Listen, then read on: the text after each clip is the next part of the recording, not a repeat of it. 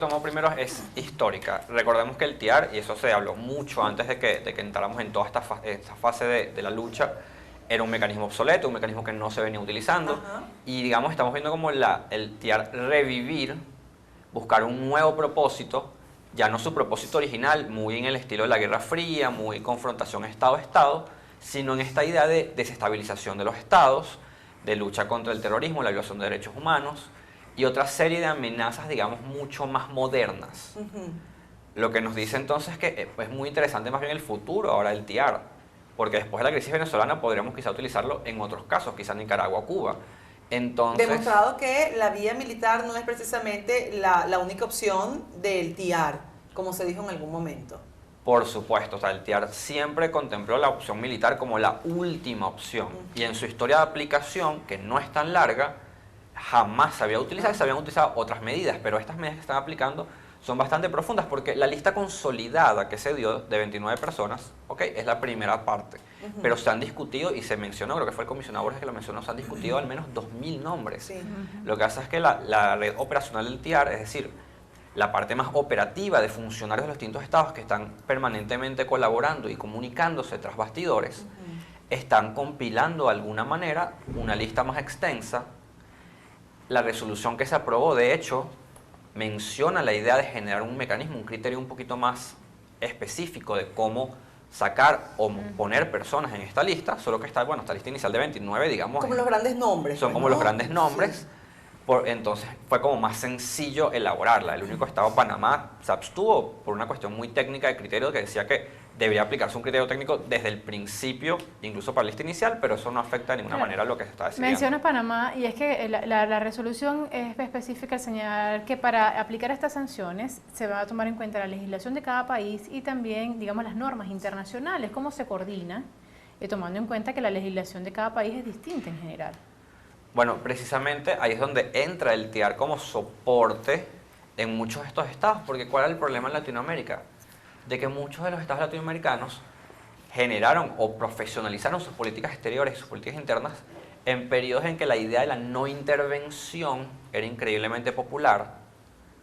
Nace de esa idea, digamos, de enemistad permanente entre Estados Unidos y los estados latinoamericanos, lo cual generó una visión de política exterior que podemos llamar un poco restrictiva a la hora de cooperar y colaborar con la resolución de problemas de los estados vecinos. Entonces, con el TIAR, y digamos, y siguiendo la Carta de Naciones Unidas, que al final es, digamos, el parámetro superior, que el mismo TIAR lo dice, en el articulado, existen los mecanismos a nivel interno para generar las sanciones o las decisiones pertinentes. Incluso si explícitamente las leyes no lo dicen, la mayoría de las constituciones modernas mencionan los tratados internacionales o por lo menos hay leyes que los mencionan.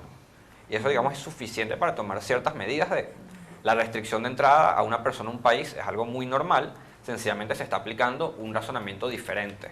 Ahora, la gente, el ciudadano de a pie podría decir, pero a ver, ¿hasta dónde pueden llegar esas sanciones si estos funcionarios no van a esos países, no son sus destinos, digamos, predilectos, por decirlo así, o con no viajar tienen? Eso podría ser un comentario común de un ciudadano de a pie. Bien, ahí vuelvo al discurso de hace unos días de Mike Pompeo, el secretario de Estado de los Estados Unidos, en el que él decía que Maduro está mandando, pero no va a volver a gobernar. En el mediano plazo, en el largo plazo, es absurdo pensar que el chavismo puede gobernar cuando la mayoría de sus jerarcas ni siquiera pueden entrar en los estados de la región. Además, como ya dijimos, esta es la lista consolidada de 29, pero estamos hablando de cientos o probablemente lo que se dice es 2000 personas que se están barajando en este momento. Estamos hablando de funcionarios, familiares de funcionarios, empresarios. Además que la propia resolución habla explícitamente de cooperar o buscar cooperación con estados que no sean parte del TIAR. Que lo más claro del mundo, Canadá, que también, igual que Estados Unidos, ha sancionado una serie de funcionarios, pero no es, otras razones que no vienen al caso, no es parte del TIAR. Entonces, esta lista consolidada, más la que se pueda ir extendiendo, va a ser pasada a otros estados, porque recordemos que la Unión Europea tiene unos sancionados que no son los mismos que tiene Canadá, que no son los mismos que tiene Estados Unidos. Ahora que tenemos un foco con el TIAR de quiénes son los sancionados con la misma anuencia del gobierno legítimo de Juan Guaidó, es mucho más sencillo expandir esta lista a los otros actores, que al final son Occidente. Claro, tú puedes decir, los familiares de los funcionarios no van a entrar a Chile. Ajá. Bueno, pero si no pueden entrar a Estados Unidos, ni a Canadá, ni a la Unión Europea, ni a casi ningún estado de Latinoamérica, es un poco más restrictivo. Además, si todos estos estados están cooperando y juntando información para ver dónde hay crímenes de tipo financiero, es mucho más grave, es mucho más Claro, efectivo. porque no solamente estamos hablando de la entrada física a esos países, sino de todas justamente esas operaciones financieras que se hagan en esos países y esa red que podría tejerse o seguir creciendo, Iván.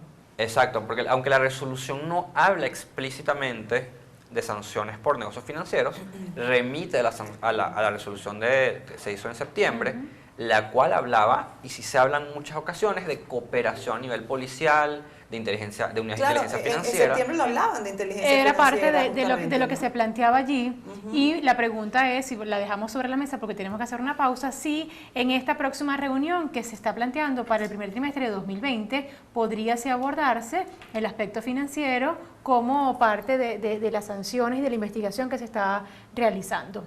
Estamos conversando, amigos, con Iván Rojas, internacionalista, miembro de la Junta Directiva del Consejo Venezolano de Relaciones Internacionales, COBRI. Volvemos.